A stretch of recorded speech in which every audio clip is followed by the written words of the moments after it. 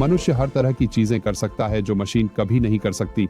आप जानते हैं, हम अमूर्त रूप से सोच सकते हैं, हम रचनात्मक हो सकते हैं, हम सोचने के लिए अपनी भावनाओं का उपयोग करते हैं, हम सोचने के लिए अपने शरीर का उपयोग करते हैं। बेशक यही मानवीय बुद्धिमत्ता है। यह जैविक जैविक गैर द्विआधारी बहुपक्षीय बुद्धिमत्ता है। और फिर हमारे पास मशीनी बुद्धिमत्ता है जो पैटर्न, पहचान, सूचना, डेटाबेस, सिस्टम संरचना और इसी तरह के बारे में बहुत कुछ है, पूरी तरह से अलग। और इसलिए मुझे लगता है कि हमें मशीनों के बारे में ज्यादा सोचने की जहमत नहीं उठानी चाहिए और हम इंसानों की तरह हो सकते हैं।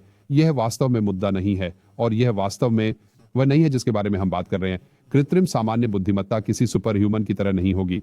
ये एक एलियन, एक अलग तरह की बुद्धिमत्ता, एक पूरी तरह से अलग बुद्धिमत्ता होगी। ये याद रखना बहुत महत्वपूर्ण है जिस तरह से वर्तमान चर्चाओं में चीजें चल रही हैं। 50 के दशक में वापस जाएं। आप जानते हैं, यह बुद्धिमान मशीनों, कंप्यूटिंग, रोबोटिक्स का मूल प्रतीक था। बेशक।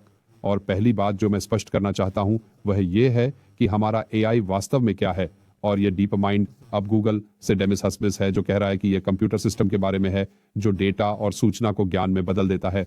महत्वपूर्ण परिभाषा, कंप्यूटर जो सूचना को ज्ञान में बदल देते हैं। अब यहाँ मुस्तफा सुलेमान का एक क्लिप है जो अब माइक्रोसॉफ्ट के लिए एआई के सीईओ हैं। सूचना का अर्थशास्त्र मौलिक रूप से बदलने वाला है क्योंकि हम ज्ञान के उत्पादन की लागत को शून्य सीमांत लागत तक कम करने जा रहे हैं। और लोगों के लिए यह समझना बहुत मुश्किल है, लेकिन 15 या 20 साल के समय में हम लगभग शून्य सीमांत लागत पर नया वैज्ञानिक सांस्कृतिक ज्ञान पैदा कर रहे होंगे। यह व्यापक रूप से खुला स्रोत होगा और सभी के लिए उपलब्ध होगा। और मुझे लगता है कि यह हमारी प्रजाति के इतिहास में एक सच्चा मोड़ होगा क्योंकि हम सामूहिक रूप से ज्ञान और बौद्धिक उत्पादन इंजन के अलावा मानव जीव के रूप में क्या हैं। हम ज्ञान का उत्पादन करते हैं। हमारा विज्ञान हमें बेहतर बनाता है और इसीलिए मेरी राय में हम वास्तव में दुनिया में जो चाहते हैं वह नए इंजन हैं जो खोज और आविष्कार को गति दे सकें। यह मुस्तफा सुलेमान है। मुझे यकीन नहीं है कि मैं अपने आविष्कारों या रचनात्मकता को गति देने के लिए एक मशीन चाहूंगा, लेकिन निश्चित रूप से बहुत ही जोशीला भाषण। और यह एक शानदार साक्षात्कार था। आपको पूरा देखना चाहिए। यह निश्चित रूप से YouTube पर उपलब्ध है, लेकिन शक्तिशाली संदेश है। हमारे पास एक ऐसी मशीन होगी जिसके पास ज्ञान होगा, एक ऐसी मशीन जो चीजों का आविष्कार करेगी, एक ऐसी मशीन जो व्यवस्थित करेगी, एक ऐसी मशीन जो तर्क करेगी। और सवाल यह है कि क्या हम ऐसा चाहते हैं और क्या हम इसे नियंत्रित कर सकते हैं। लेकिन कृत्रिम सामान्य बुद्धिमत्ता के लिए मुख्य बात यह है कि एक ऐसी मशीन जो अधिकांश कार्यों में मानव क्षमताओं से आगे निकल जाए, तो एक ऐसी मशीन जो बौद्धिक कार्यों में मनुष्यों से आगे निकल सकती है, क्योंकि मशीन के पास शरीर नहीं है बेशक, लेकिन शुरुआत में कम से कम ज्यादातर संज्ञानात्मक कार्य और ज्ञान कार्य के बारे में होगी। और यह महत्वपूर्ण परिभाषा है। यह ऊपर से नीचे आने वाले उल्का की तरह है जो हमारे ज्ञान के दिनों को बंद कर देता है और ज्ञान के साथ श्रेष्ठ प्रजाति बन जाता है। तो यहाँ बहुत महत्वपूर्ण आंकड़ा है। आप देख सकते हैं कि किस तरह से वे सभी चीजें जो हमें ज्यादा बुद्धिमान बनाती हैं, उन्हें एआई द्वारा बंद किया जा रहा है। तो ये छवियों की समझ, भाषा पहचान और कोड जनरेशन और ग्रेड स्कूल गणित और ये सभी चीजें हैं जो हम अपने आसपास देख रहे हैं। अब मशीनें उनमें से ज्यादातर काम कर सकती हैं, लेकिन यहाँ ये याद रखना जरूरी है कि अंतर क्या है। मशीन इंटेलिजेंस मानव इंटेलिजेंस से अलग है। मशीन इंटेलिजेंस उस इंटेलिजेंस का अनुकरण है। इसलिए अगर कोई मशीन पढ़ या बोल सकती है तो यह हमें पढ़ने या बोलने का अनुकरण करती है। ये वास्तव में एक ही चीज नहीं है, लेकिन यह इंटेलिजेंस का एक अलग स्तर है। लेकिन इतना कहना ही काफी है कि मशीनें उन चीजों को करने में सक्षम होंगी जैसे कोड लिखना, बुनियादी तर्क करना, पढ़ना, अनुवाद करना। और यह और भी करीब आ रहा है, जैसा कि आप इस चार्ट पर देख सकते हैं, लगभग 95%। और यहाँ जॉन लेकुन है जो मेटा इंटेलिजेंस चलाते हैं। तो यह फेसबुक है बेशक बहुत समय पहले, और वह तुलना करने की कठिनाई के बारे में बात करते हैं। बुद्धिमत्ता कोई रैखिक चीज नहीं है जिसे आप स्केलर या किसी एक अंक से माप सकें। क्या आप कह सकते हैं कि मनुष्य मनुष्यों से ज्यादा बुद्धिमान है? ओरांगुटान कुछ मायनों में हाँ, लेकिन कुछ मायनों में ओरांगुटान कई क्षेत्रों में इंसानों से ज्यादा बुद्धिमान है। इसलिए बुद्धिमत्ता कौशलों का एक संग्रह है और नए कौशल को कुशलतापूर्वक हासिल करने की क्षमता। और कौशल का वह संग्रह जो किसी विशेष बुद्धिमान इकाई के पास होता है या जो जल्दी से सीखने में सक्षम होता है, वह किसी अन्य इकाई के कौशल के संग्रह से अलग होता है। और क्योंकि यह एक बहुआयामी चीज है, कौशल का सेट एक उच्च आयामी स्थान है। आप माप नहीं सकते हैं। आप दो चीज़ों की तुलना नहीं कर सकते हैं कि क्या एक दूसरे से ज़्यादा बुद्धिमान है। ये बहुआयामी है। यहाँ एक महत्वपूर्ण संदेश है। यह निश्चित रूप से लेक्स फ्राइडमैन के पॉडकास्ट पर है। हम मानव बुद्धि और मशीन बुद्धि की तुलना नहीं कर सकते। ये एक अलग श्रेणी है। यह मानव प्रसंस्करण और मस्तिष्क स्थान और हमारी बुद्धि से बेहतर होगा। हाँ, लेकिन यह एक महत्वपूर्ण प्रश्न है। हम वास्तव में इसे कैसे मापते हैं और हम वास्तव में किस दिशा में जा रहे हैं? एक इंसान के पास एक शरीर होता है, जैसा कि आप यहाँ इस चार्ट पर देख सकते हैं। कई मनोवैज्ञानिक आपको बताएंगे कि मूल रूप से हम मस्तिष्क से नहीं सोचते हैं, हम शरीर से सोचते हैं। मस्तिष्क शरीर का एक हिस्सा है। यह बुद्धि का एक समग्र दृष्टिकोण है और यह वास्तव में मशीनों से बहुत आगे है। बेशक आप मशीनों को एक शरीर, एक नकली शरीर दे सकते हैं और यह पहले से ही हो रहा है, लेकिन क्या यह हमारे शरीर जैसा होगा? क्या यह एक समग्र दृष्टिकोण होगा? मुझे लगता है कि यह मानव बुद्धि का एक बहुत बड़ा अंतर है कि शरीर का उपयोग करना, शरीर होना, उन चीजों को करने में सक्षम होना। इस सेवा के नेताओं में से एक जोशुआ बेंगियो, वह मॉन्ट्रियल विश्वविद्यालय में है। बेशक वह कुछ साल पहले आर्टिफिशियल इंटेलिजेंस पर ट्यूरिंग अवार्ड विजेताओं में से एक है और इस बारे में उनके पास कहने के लिए कुछ वाकई दिलचस्प बातें हैं। मैंने सोचा कि मुझे उन्हें एआई आवाज देनी चाहिए। मुझे यह कथन भी अविश्वसनीय लगता है कि एआई में सच्ची बुद्धि नहीं हो सकती या एआई केवल अगले शब्द की भविष्यवाणी कर सकती है। मैं इस बात से सहमत हूं कि यदि कोई सच्ची बुद्धिमत्ता को मनुष्यों की बुद्धिमत्ता के रूप में परिभाषित करता है तो एआई में सच्ची बुद्धिमत्ता नहीं होती है। सूचना को संसाधित करने और तर्क करने का उनका तरीका हमसे अलग है। संभावित विनाशकारी एआई जोखिमों के बारे में बातचीत में यह एक विकर्षण है। ऐसी बातचीत के लिए जो बात मायने रखती है वह यह है कि एआई क्या हासिल कर सकता है, समस्या समाधान में यह कितना अच्छा है। मैं एजीआई और एएसआई के बारे में ऐसा ही सोचता हूं। एआई क्षमताओं का एक स्तर जिस पर एआई मूल रूप से किसी भी समस्या को हल करने में मानव विशेषज्ञ के समान या उससे बेहतर है, उन समस्याओं को छोड़कर जिनके लिए शारीरिक क्रिया की आवश्यकता होती है। इसमें एआई क्षमता का वर्तमान स्तर भी शामिल है। भाषा और दृश्य सामग्री पर बहुत उच्च स्तर की निपुणता के साथ और संज्ञानात्मक कार्यों की एक व्यापक विविधता में अधिक से अधिक क्षमताएं। अंत में यह मानने का कोई वैज्ञानिक कारण नहीं है कि मानवता बुद्धिमत्ता के शिखर पर है। कई विशेष संज्ञानात्मक कार्यों में कंप्यूटर पहले से ही मनुष्यों से आगे निकल चुके हैं। इसलिए एएसआई भी संभव है। और जब तक कोई विज्ञान के बजाय व्यक्तिगत विश्वासों पर आधारित तर्कों पर भरोसा नहीं करता, तब तक एजीआई और एएसआई की संभावना से इनकार नहीं किया जा सकता। जोशुआ बेंगियो, मॉन्ट्रियल विश्वविद्यालय। धन्यवाद जोशुआ। तो यह एक बहुत ही गंभीर संदेश है। ऐसी बुद्धिमत्ता बनाना संभव है जो लगभग किसी भी समस्या को हल करने में मनुष्यों से बेहतर हो और तकनीकी रूप से यह संभव होना चाहिए। मुझे लगता है कि हमें इस बारे में सोचने की जरूरत है, क्योंकि हम इस बारे में चर्चा कर रहे हैं कि इस तरह के एआई के निर्माण के प्रयास का प्रभारी कौन होगा। हमारे पास पहले से ही वैज्ञानिक स्टीफन हॉकिंग का तर्क है कि सुपर इंटेलिजेंस शारीरिक रूप से संभव है, क्योंकि कोई वास्तविक भौतिक नियम नहीं है जो कणों को नए तरीकों से व्यवस्थित होने से रोकता है, जो मनुष्यों और मानव मस्तिष्क की तुलना में बेहतर प्रदर्शन करते हैं। तो वास्तव में सवाल यह है कि क्या हमें ऐसी मशीन बनानी चाहिए और ऐसी मशीन का प्रभारी कौन होगा। और इसलिए मैंने पिछले कुछ वर्षों में यह ग्राफिक बनाया है जिसका मैं अक्सर उपयोग करता हूं। मुझे लगता है कि क्या ठीक है और क्या अच्छा है और क्या नहीं है, और इसका पहला भाग आईए है। मैं इसे बुद्धिमान सहायता कहता हूं। यह अनिवार्य रूप से सॉफ्टवेयर, स्मार्ट सॉफ्टवेयर, बुद्धिमान सॉफ्टवेयर, संज्ञानात्मक कंप्यूटिंग, ऐसी मशीनें हैं जो सोच सकती हैं कोष्ठक में, पैटर्न में, बाइनरी सोच, और फिर अधिक व्यापक एआई मशीनों में कुछ बुनियादी तर्क और समझ हो सकती है, और फिर सामान्य बुद्धिमत्ता। और फिर हम इस बारे में सोच सकते हैं कि हम एक को दूसरे से कैसे अलग रखते हैं। हम जलवायु परिवर्तन और भोजन और पानी और ऊर्जा और इन सभी चीजों की हमारी वैश्विक समस्याओं को हल करने के लिए बुद्धिमान सहायता और एआई का उपयोग कैसे करते हैं, जिसके लिए यह बहुत अच्छा होगा। और हम एक सामान्य बुद्धिमत्ता बनाने के लिए एक बाधा कैसे बना सकते हैं जो हम सभी को पीछे छोड़ देगी और हमें धूल में छोड़ देगी, हमें दूसरी सबसे बुद्धिमान प्रजाति बना देगी। और शायद हमें उस बिंदु तक पहुंचने से पहले एक अस्थायी भरण की आवश्यकता है ताकि आश्चर्य से बचा जा सके। कई शोधकर्ताओं ने कहा है कि हमारे पास एआई के 4 चरण हैं। पहला डेटा और सूचना को वर्गीकृत करने के बारे में है। यह एक सरल प्रणाली है जो डेटा को देखती है और वर्गीकृत करती है और पैटर्न देखती है।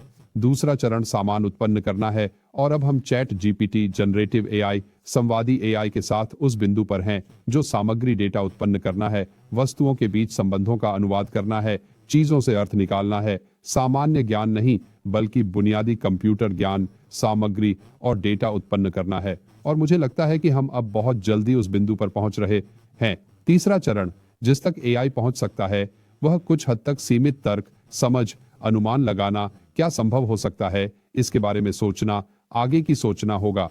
और वास्तव में यही ओपन एआई करने के लिए तैयार है। चौथा चरण पुनरावर्ती होना है, खुद को फिर से आविष्कार करना है ना? एक एआई का उपयोग करके अगले एआई का निर्माण करना अनिवार्य रूप से, और जिसे खुफिया विस्फोट कहा जाता है उसे बनाना। मैं बाद में उस पर कुछ उदाहरण दूंगा। अंतिम दो चरण वास्तव में मुझे चिंतित करते हैं। एक मशीन के तर्क के आगे झुकना और हमारी ओर से निर्णय लेना और हमें अनधिकृत करना, हमें अमानवीय बनाना और हमें अकुशल बनाना। मुझे लगता है कि यह एक खतरनाक रास्ता है और हमें इस बारे में सोचने की जरूरत है कि हम इसके साथ कितनी दूर जाना चाहते हैं और क्यों। क्या यह सिर्फ ज्यादा पैसे कमाने के बारे में है? तो यहाँ बुद्धिमान सहायता परियोजनाएं हैं, जैसे कि आप यहाँ थॉमसन और रॉयटर्स को देख रहे हैं। ये सह परामर्शदाता है। ये अनिवार्य रूप से फैंसी सॉफ्टवेयर है, वकील को अधिक सक्षम बनाने के लिए, दस्तावेज निर्माण के लिए, तेजी से प्रतिक्रिया देने के लिए और इसी तरह के अन्य कामों के लिए। यह वास्तव में बुद्धिमान सहायता है, क्योंकि यह आपके बिना बहुत कुछ नहीं कर सकती। एक मिनट के लिए मुस्तफा सुलेमान की बात करें तो वह इस तथ्य के बारे में बात करते हैं कि लोगों को हर चीज के लिए बुद्धिमान सहायता मिलेगी। बैंकिंग, वित्तीय मामलों, रियल एस्टेट, डेटिंग, बेशक, और ग्राफिक डिजाइन और लेखन से जुड़ी चीजों के लिए, है ना? मूल रूप से हम सभी के पास अपना निजी डिजिटल सहायक है। हर किसी के पास एक बुद्धिमान सहायक होगा, एक व्यक्तिगत बुद्धिमत्ता जो आपको जानती है, जो बहुत स्मार्ट है, जो आपके व्यक्तिगत इतिहास को समझती है और वास्तव में स्थिति को संभाल सकती है। यह अपनी कार्यशील स्मृति में चीजों को संरक्षित कर सकती है। इसलिए यह आपके दिन के बारे में तर्क करने में सक्षम होगी, आपको अपने समय को प्राथमिकता देने में मदद करेगी, आपको आविष्कार करने में मदद करेगी और बहुत अधिक रचनात्मक होगी। यह एक शोध सहायक होगा, लेकिन यह एक कोच और साथी भी होगा, और इसलिए यह एक वस्तु के रूप में बुद्धिमत्ता की तरह महसूस होगा। सस्ता, व्यापक रूप से उपलब्ध, हर किसी को अधिक स्मार्ट और अधिक उत्पादक बनाता है। तो हर कोई होशियार और अधिक उत्पादक होगा और हमारे पास बुद्धिमान सहायता होगी। हम पूरी तरह से उन पर निर्भर होंगे, ये पक्का है ना? ठीक वैसे ही जैसे हम अभी आईफोन पर निर्भर हैं।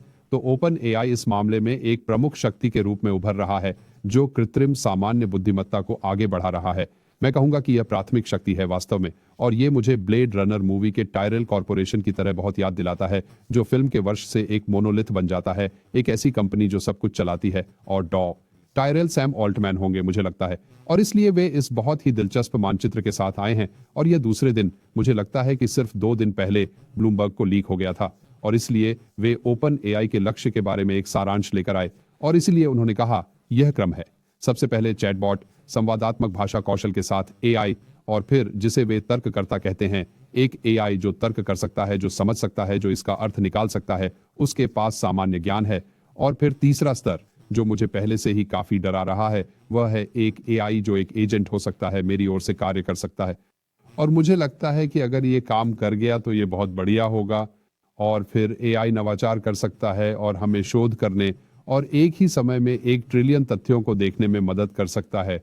अंत में एआई संगठन भी शुरू कर सकता है, कंपनियां चला सकता है। और मैं आपको बाद में इस पर एक क्लिप दिखाऊंगा जहां मैं सोच रहा हूं, ठीक है, तो हमारे लिए आराम करने के अलावा और कुछ नहीं बचा है, मुझे लगता है ना?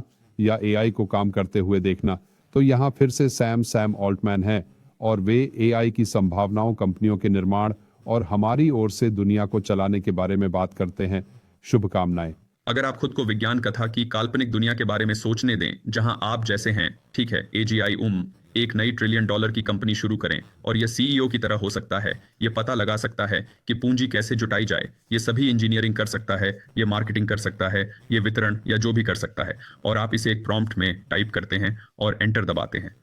ये वाकई एक दिलचस्प क्लिप है, लेकिन मैंने दूसरे दिन एक बेहतरीन कार्टून देखा था जिसने मुझे इस दृश्य की बहुत याद दिला दी, है ना? इसमें कहा गया है, और इसलिए जबकि दुनिया का अंत भयानक होगा और हम सभी को मार देगा, और इसी तरह इस बीच हम कुछ बेहतरीन कंपनियां शुरू कर सकते हैं और बहुत सारा पैसा कमा सकते हैं।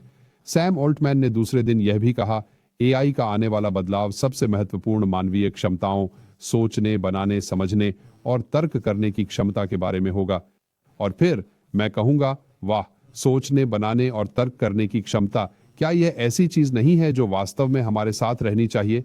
हाँ, एआई बुनियादी चीजें बना सकता है, हाँ, यह बुनियादी तथ्यों को समझ सकता है, लेकिन तर्क करने की मानवीय क्षमता, उन सभी चीजों को एक साथ रखने की क्षमता, क्या यह एक अच्छा लक्ष्य है या यह सिर्फ इसलिए है क्योंकि यह लक्ष्य हमें सुपर ह्यूमन या भगवान में बदल देगा? अगर आप चाहें तो क्या यह वह नया धर्म है जिसका हम अनुसरण कर रहे हैं? स्टुअर्ट रसेल का यह एक बढ़िया उदाहरण है। वह कहते हैं, बुद्धिमत्ता का मतलब है दुनिया को अपने हित में आकार देने की शक्ति होना। और अगर हम दुनिया को अपने हित में आकार दे सकते हैं तो हम किसी मशीन को और अधिक बुद्धिमत्ता क्यों देना चाहेंगे ताकि वे दुनिया को अपने हित में आकार दे सकें, भले ही उनका हित हमारा हित हो? क्या हम यह सुनिश्चित कर सकते हैं कि यह उनका हित ही रहेगा? लेकिन स्वायत्त बुद्धिमत्ता, मुझे नहीं लगता कि हमें ऐसा कुछ करना चाहिए। यह मुझे आत्मघाती मिशन जैसा लगता है, क्योंकि जाहिर है कि एक स्वायत्त बुद्धिमत्ता को हमारी रुचि नहीं होगी कि हम अपनी पसंद के अनुसार दुनिया का पीछा करें और दुनिया को उस तरह से आकार दें जैसा हम चाहते हैं।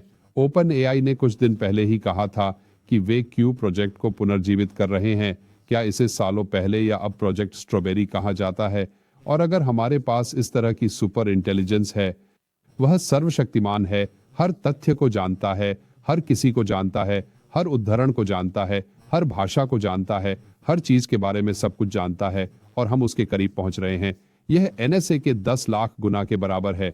निक बोस्ट्रोम्स सुपर इंटेलिजेंस को किसी भी बुद्धि के रूप में परिभाषित करते हैं जो रचनात्मकता, योजना, सामाजिक कौशल सहित सभी क्षेत्रों में मनुष्यों के संज्ञानात्मक प्रदर्शन से बहुत अधिक है। उनका कहना है कि यह पूरी तरह से संभव है क्योंकि ऐसा होने के लिए कोई शारीरिक प्रतिबंध नहीं है, और मैं इस आकलन से सहमत हूं। इसे बनाना संभव है। इसलिए क्या नियंत्रण संभव होगा? क्या हम इस अति बुद्धिमान प्राणी, एक डिजिटल इकाई को कांच के बुलबुले में बंद कर सकते हैं और धमकी दे सकते हैं कि अगर यह ठीक से काम नहीं करेगा तो हम बिजली बंद कर देंगे? क्या यह वास्तव में संभव है? बहुत से लोग कहते हैं कि ऐसा नहीं है, और मैं इस बात से सहमत हूं। यहाँ स्टुअर्ट रसेल फिर से यूसी बर्कले से आ रहे हैं और बता रहे हैं कि इसका क्या मतलब है और हम बुद्धिमान मशीनें कैसे बना सकते हैं, और अगर हम वास्तव में सुपर इंटेलिजेंस हासिल कर लेते हैं तो इसका क्या नतीजा होगा। ये एक महत्वपूर्ण सवाल है क्योंकि हम हमेशा इसे बनाने और इसे बनाने के बारे में बात करते हैं, लेकिन क्या होगा अगर हम वास्तव में इसे हासिल कर लें? हम एआई में जो करने की कोशिश कर रहे हैं वह मशीनों को बुद्धिमान बनाना है और अंततः उन्हें हर आयाम में मनुष्यों जितना बुद्धिमान बनाना है। और अगर हम वास्तव में उस लक्ष्य में सफल हो गए तो क्या होगा? जब मैंने इस बारे में सोचना शुरू किया तो मुझे एहसास हुआ कि हमारे पास इसका कोई जवाब नहीं है। क्या आज हमारे पास इसका उत्तर है? नहीं।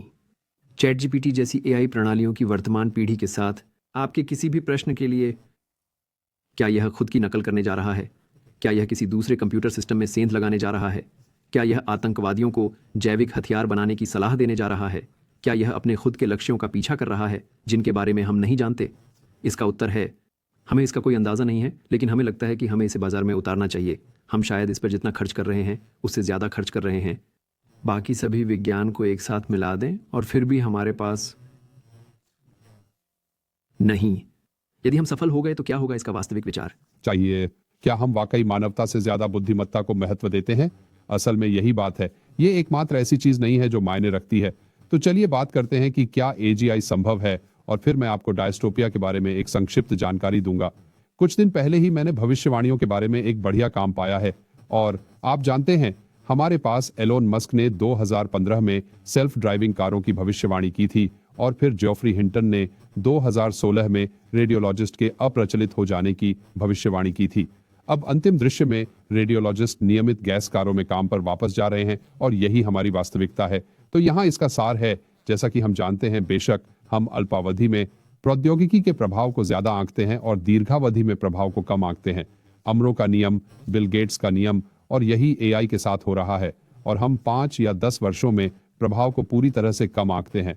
वास्तव में मेरा मानना है कि हम 2030 तक एजीआई देखेंगे। ये कोई दूर की बात नहीं है, ये कोई काल्पनिक बात नहीं है। कृत्रिम होशियारी ये कुछ और नहीं बल्कि बड़े कंप्यूटरों के अंदर डिजिटल दिमाग है। यही आर्टिफिशियल इंटेलिजेंस है। आपने जो भी दिलचस्प एआई देखा है,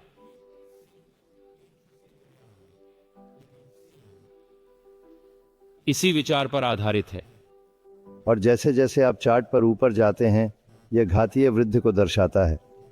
एनवीडिया ने हाल ही में एक चिप बनाई है जो प्रति सेकंड आधा ट्रिलियन गणना कर सकती है। तो ये छोटा सा चार्ट 75 क्वाड्रिलियन गुना वृद्धि को दर्शाता है। मुझसे यह भविष्यवाणी करने के लिए कहा गया था कि हम एजीआई, कृत्रिम सामान्य बुद्धिमत्ता, कब देखेंगे। और इसलिए मैंने सोचा कि यह चार्ट जारी रहेगा, जो कि जारी रहा। और मैंने सोचा कि एजीआई करने के लिए हमें प्रति सेकंड लगभग 1 ट्रिलियन गणनाओं की आवश्यकता होगी। इसलिए मैंने अनुमान लगाया कि 2019। मस्क का कहना है कि यह 2 साल में होने जा रहा है। ये कोई अनुचित स्थिति नहीं है। दूसरे लोग 3 या 4 साल कह रहे हैं। मैं 5 साल पर अड़ा हुआ हूं, लेकिन यह जल्द ही हो सकता है। यहाँ बहुत अच्छा सारांश है। वह निश्चित रूप से रे कुर्जवील थे, जिन्होंने सिंगुलैरिटी शब्द को जन्म दिया और जिनकी एक नई पुस्तक आई है जिसका नाम है द सिंगुलैरिटी इज नियरर। दिलचस्प किताब। मैंने पिछली किताब पढ़ी है, इसलिए मैं आपको इसे पढ़ने की सलाह देता हूं। दार्शनिक डेविड चाल्मर्स का तर्क है कि मस्तिष्क एक यांत्रिक प्रणाली है और इसलिए इसका अनुकरण किया जा सकता है। मैं इस पर सहमत हूं। हाँ, इसका अनुकरण किया जा सकता है, लेकिन अनुकरण निश्चित रूप से मूल के समान नहीं है। ये एक सिमुलेशन है और फिर भी हम ऐसी चीज का अनुकरण कर सकते हैं और एक एमुलेटर कभी कभी बंद हो जाएगा, कभी कभी नहीं, लेकिन हाँ, इसे कॉपी किया जा सकता है, ऐसा कहा जा सकता है। मैं सहमत हूं कि एजीआई को 5 साल दिए जाएंगे। यह एक तरह से अंतिम निष्कर्ष है। मुझे पता है कि हम में से कई लोगों के लिए यह चौंकाने वाला है जब हम इसके संभावित अर्थ के बारे में सोचते हैं। मेरा मतलब है एजीआई, मशीनों की सामान्य बुद्धिमत्ता जो किसी भी संज्ञानात्मक प्रक्रिया को हमसे बेहतर तरीके से कर सकती है, काम का अंत है। लेकिन क्या हमारा समाज इसके लिए तैयार है? और इस 5 साल में एजीआई का नेतृत्व कौन कर रहा है? यह साल के अंत में है। हम यहाँ एमटेक डिजिटल में इस टॉक शो में जोफ्रे हिंटन के पास वापस जा रहे हैं, जहां वह बहुत स्पष्ट रूप से बात करते हैं कि हम कृत्रिम सामान्य बुद्धिमत्ता से क्या उम्मीद कर रहे हैं और इसका परिणाम क्या हो सकता है। ये है, क्या आपके विचार से सबसे खराब स्थिति संभव है? ओह, मुझे लगता है कि यह काफी संभव है कि मानवता बुद्धि के विकास में बस एक गुजरता हुआ चरण है। इसलिए इन प्रणालियों के नियंत्रण से बचने का एक तरीका यह हो सकता है कि द्वारा होता है खुद को संशोधित करने के लिए अपना खुद का कंप्यूटर कोड लिखना। वे लोगों को हेरफेर करने में सक्षम होंगे और ये लोगों को समझाने में बहुत अच्छे होंगे, क्योंकि उन्होंने अब तक लिखे गए सभी उपन्यासों से सीखा होगा। मैकियावेली की सारी किताबें, सारी राजनीतिक सांठगांठ, उन्हें ये सब पता होगा। उन्हें पता होगा कि ये कैसे करना है। मुझे लगता है कि हम एक ऐसे दौर की ओर बढ़ रहे हैं जब पहली बार हमारे पास पहले से कहीं अधिक बुद्धिमान चीजें होंगी। हमसे बहुत अलग। जेफरी हिंटन यही वह कहते हैं। सबसे खराब स्थिति यह है कि यह बुद्धिमान संस्थाएं हो सकती हैं जो खुद को संशोधित और दोहरा सकती हैं, क्योंकि वे हमारी सहमति के बिना इसे व्यवस्थित करने के लिए पर्याप्त स्मार्ट हैं। हम ऐसी एआई की उम्मीद कर सकते हैं जो लोगों को हेर फेर करने में बहुत अच्छी हो, इतनी अच्छी कि हमें पता ही न चले कि यह एक एआई है, और यह एक तरह से सिंथेटिक वास्तविकता का निर्माण भी कर सकती है। उनका कहना है कि इतिहास में पहली बार हमारे पास हमसे ज्यादा बुद्धिमान चीजें हो सकती हैं। निक बोस्ट्रोम फिर से कहते हैं कि इसका कारण यह है कि हमारे पास एक मस्तिष्क, एक डिजिटल मस्तिष्क हो सकता है जो मनुष्य से बहुत बड़ा है, क्योंकि हमारे पास न्यूरॉन्स के प्रतिबंध नहीं है। हम ये जानते हैं कि मशीन सबस्ट्रेट में सूचना प्रसंस्करण की अंतिम सीमा जैविक ऊतक की सीमाओं से बहुत दूर है। ये भौतिकी पर निर्भर करता है। एक जैविक न्यूरॉन शायद 200 हर्ट्ज पर प्रति सेकंड 200 बार फायर करता है, लेकिन एक वर्तमान ट्रांजिस्टर भी 1 गीगाहर्ट्ज पर काम करता है। न्यूरॉन्स एक्सॉन में धीरे धीरे फैलते हैं, अधिकतम 100 मीटर प्रति सेकंड, लेकिन कंप्यूटर में सिग्नल प्रकाश की गति से यात्रा कर सकते हैं। आकार की सीमाएं भी हैं, जैसे कि एक मानव मस्तिष्क को खोपड़ी के अंदर फिट होना पड़ता है, लेकिन एक कंप्यूटर गोदाम के आकार का या उससे बड़ा हो सकता है। तो यही अंतर है। इंसानों से कहीं आगे जाना संभव है और यही हमें अंधेरे में ले जाता है। तो यहाँ हमारे मित्र सैम ऑल्टमैन फिर से बात कर रहे हैं कि एजीआई वास्तव में क्या है, और यह अपने आप में ही डरावना है, भले ही बेशक वह ऐसा व्यवहार कर रहे हैं जैसे कि यह किसी पार्टी का कारण हो। एजीआई शब्द का बहुत इस्तेमाल किया जाता है। आप एजीआई को कैसे परिभाषित करेंगे और आपको कैसे पता चलेगा? मुझे लगता है कि इसके लिए बहुत सारी मान्य परिभाषाएं हैं, लेकिन मेरे लिए एजीआई मूल रूप से एक औसत मानव के बराबर है जिसे आप सहकर्मी के रूप में काम पर रख सकते हैं, और फिर वे कह सकते हैं ऐसा कुछ भी करें जो आप कंप्यूटर के पीछे एक दूरस्थ सहकर्मी के साथ करने में खुश हों, जिसमें आप जानते हैं डॉक्टर बनना सीखना, एक बहुत ही सक्षम कोडर बनना सीखना शामिल है।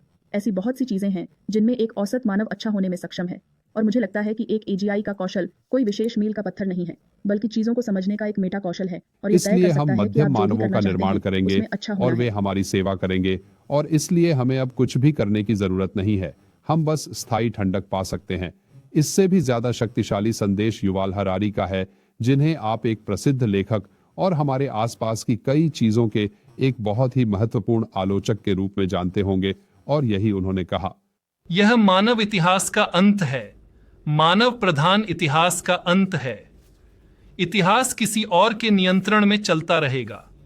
5 साल में ऐसी तकनीक होगी जो स्वतंत्र रूप से निर्णय ले सकेगी और स्वतंत्र रूप से नए विचार पैदा कर सकेगी।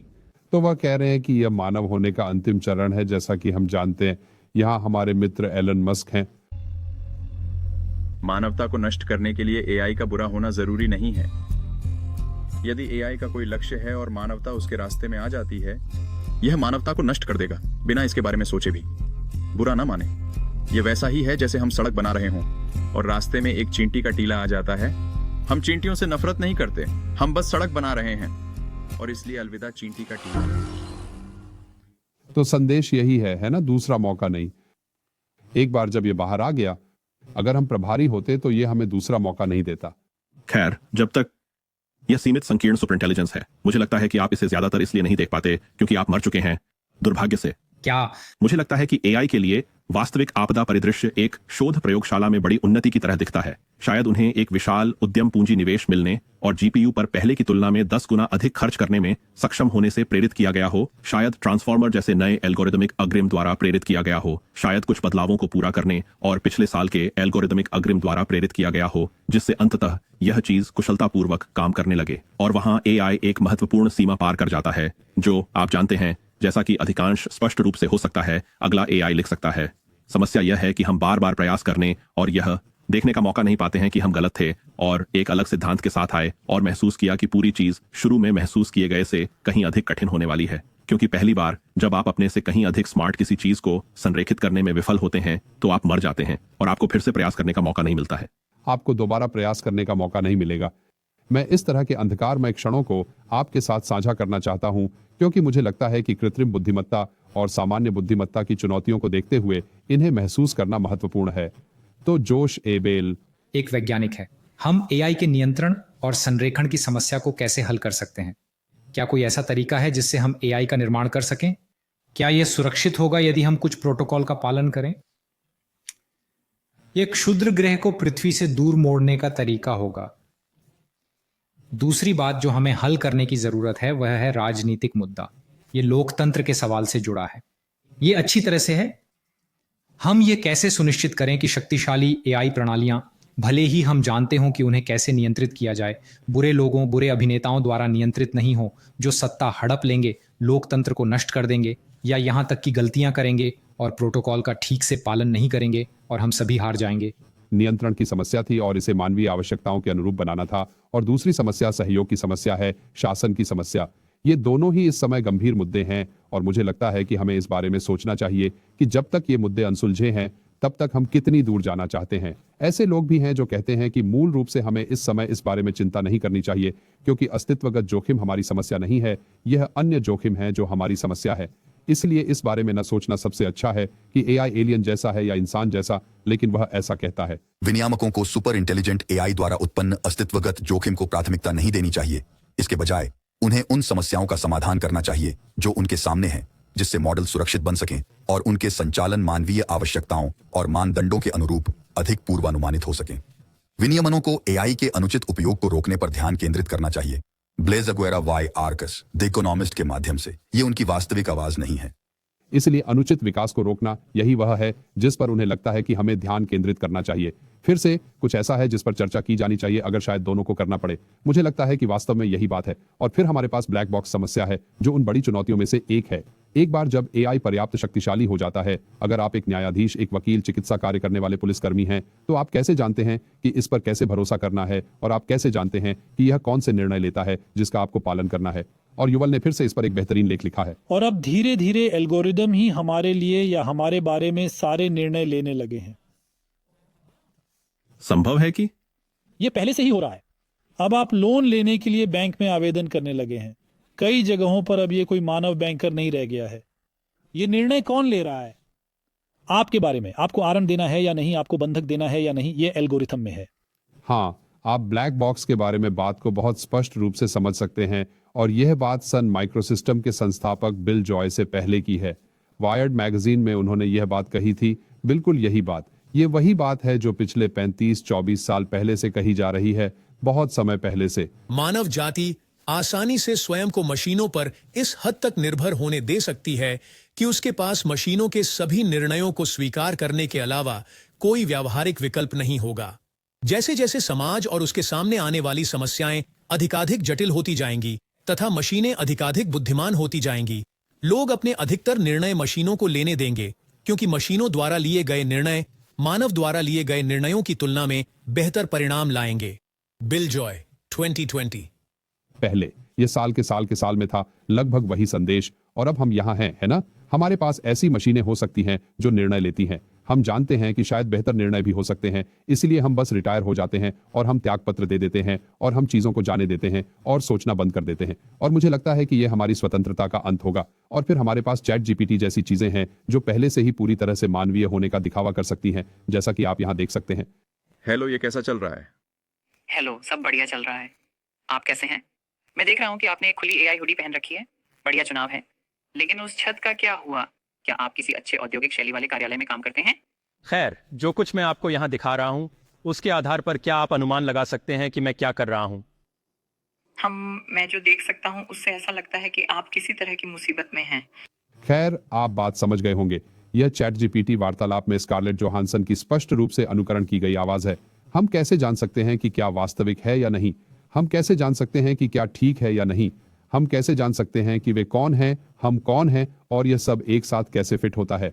और यह एक बहुत ही शक्तिशाली परिवर्तन होगा, और यह समन्वय समस्या कहलाने वाली समस्या को जन्म देगा, ताकि यह पता लगाया जा सके कि हम क्या चाहते हैं और वास्तव में इसे पूरा करने का प्रभारी कौन है। इसलिए एआई की राजनीति एक बड़ी बात है, जैसा कि मुझे लगता है डोशा बेंजो कहते हैं, यदि समन्वय काम करता है तो हम एक साथ बैठ सकते हैं और हम कह सकते हैं, ठीक है, अगर हमारे पास कोई समस्या है तो हम इसके बारे में बात कर सकते हैं और हम उन्हें हल करने के लिए एहतियाती सिद्धांत कहलाने वाले सिद्धांत का उपयोग कर सकते हैं, इसे एक साथ हल करने के लिए। लेकिन अगर वे काम नहीं करते हैं और हमारे पास बाजार के बारे में सोचने वाले अमेरिकी हैं और हमारे पास मानवता के बारे में सोचने वाले यूरोपीय हैं और फिर हमारे पास राज्य और राज्य की शक्ति के बारे में सोचने वाले चीनी लोग हैं, तो हम इसमें कोई निष्कर्ष निकालने की संभावना नहीं रखते हैं। तो इन स्वार्थों की गतिशीलता बहुत बड़ी है और दोशा बेंजो इस पर कुछ हद तक सटीक बैठता है। हमें यह पता लगाने की जरूरत है कि हम साथ मिलकर कैसे काम करें ताकि हम इन समस्याओं को एक साथ हल कर सकें। यूरोपीय एआई अधिनियम उस सही दिशा में एक कदम है। इसमें 4 स्तर हैं जिनके बारे में मैं आपको परेशान नहीं करूंगा, लेकिन मूल रूप से यह देखना है कि क्या ठीक है, क्या ठीक है, क्या निषिद्ध है और क्या पूरी तरह से बाहर है। उदाहरण के लिए सामाजिक क्रेडिट स्कोरिंग। तो आइए बात करते हैं कि इन सब का पैसे और अर्थशास्त्र से क्या लेना देना है। मुझे आश्चर्य है कि हम भविष्य के अनुकूल आर्थिक तर्क कैसे बना सकते हैं जो आत्मविनाशकारी न हो, जैसा कि हमने अतीत में किया है। और मुझे आश्चर्य है कि क्या हमें पहले पूंजीवाद को रोकने के इस मुद्दे को हल करना चाहिए, जैसा कि कुछ लोगों ने अतीत में प्रस्तावित किया है, एआई को रोकने के बजाय। और इसलिए जब भी मैं कृत्रिम बुद्धिमत्ता के बारे में सोचता हूं, तो मैं इस ट्रेलर को बार बार देखता हूं कि मैंने इसके बारे में कैसे सोचना शुरू किया इंजीनियर के वर्ष में। टायरेल में हमारा लक्ष्य वाणिज्य है। मानव से भी अधिक मानवीय होना हमारा आदर्श वाक्य है। मानव से अधिक मानव हमारा आदर्श वाक्य है। वाणिज्य ही हमारा लक्ष्य है। और जो भी एजीआई और एआई के अंतर्गत प्रभारी है, ये एक तरह से दुनिया पर राज करता है। यह लंबे समय से कहा जाता रहा है, लेकिन अब यह एक राष्ट्रीय सुरक्षा मुद्दा बन रहा है। यह एक राजनीतिक मुद्दा बन रहा है। यह एक वैश्विक भू राजनीतिक मुद्दा बन रहा है ना? और अगर एआई का उपयोग ज्यादातर कॉरपोरेट लाभ और कॉरपोरेट उद्देश्यों के लिए किया जाता है, जैसा कि हम इस चार्ट पर देख सकते हैं, तो एजीआई क्या करेगा? क्या यह कुछ अलग करेगा? हम यहाँ देख सकते हैं कि दुनिया की सबसे बड़ी कंपनियां विज्ञापनों की संख्या कम कर रही हैं, मुनाफा बढ़ा रही हैं, और यह तकनीक की वजह से हो रहा है। तकनीक का उपयोग करके आपके लिए काम करने वाले लोगों की संख्या कम करना और अधिक पैसा लाना। मुझे लगता है कि यह निश्चित रूप से कुछ हद तक वैध है, लेकिन यह कहना कि हम अपने कर्मचारियों के केंद्र में डिजिटल इकाइयां रखने जा रहे हैं, यह पूरी तरह से वैध नहीं है। मुझे नहीं लगता कि यह बहुत अच्छी तरह से काम कर रहा है, और इसलिए हमारे पास यह अवधारणा है जोशुआ बेंगियो द्वारा शानदार ढंग से प्रस्तुत की गई। समस्या तब आती है जब सुरक्षा और संरक्षा मुद्रीकरण का शिकार हो जाती है, जब हम पैसे को प्राथमिक कारक के रूप में देखते हैं, जब लाभ अधिकतमकरण हर चीज से ऊपर होता है, जब यह लोग ग्रह उद्देश्य समृद्धि नहीं बल्कि सिर्फ सादी समृद्धि होती है, तो यह हमें एजीआई से मार देगा। यही मेरा मुख्य संदेश है और हमें इसके बारे में सोचने की जरूरत है और इसका क्या मतलब है और हम इसे कैसे पलट सकते हैं। जॉन स्टीवर्ट ने कुछ सप्ताह पहले अपने दैनिक शो में कृत्रिम बुद्धिमत्ता पर शानदार प्रस्तुति दी थी। जिस जीवन शैली के आप आदी हैं, वह अधिक मुनाफे और नए बाजारों के वादे के सामने कुछ भी नहीं है, जो कि एक इंसान होने पर क्रूर लगता है। कम से कम वे अन्य व्यवधान एक शताब्दी या दशकों में हुए। मैं गुरुवार तक कार्यभार संभालने के लिए तैयार होने वाला था और एक बार ऐसा हो जाने के बाद हम में से बाकी लोगों के लिए क्या करना बाकी रह जाएगा, यह कोई बुरी बात नहीं है। मैं हमें उच्च स्तर पर चीजों के बारे में सोचने के लिए स्वतंत्र कर दूंगा। नए रचनात्मक तरीकों से खुद को अभिव्यक्त करने में सक्षम बने। यह बेरोजगारी नहीं है, यह आत्म साक्षात्कार का समय है। ये वाकई एक बेहतरीन शो है, आपको इसे पूरा देखना चाहिए। ये 40 मिनट का है ना? लेकिन मुझे लगता है कि कई मायनों में जेमसन और चिचेक का एक बढ़िया उदाहरण है।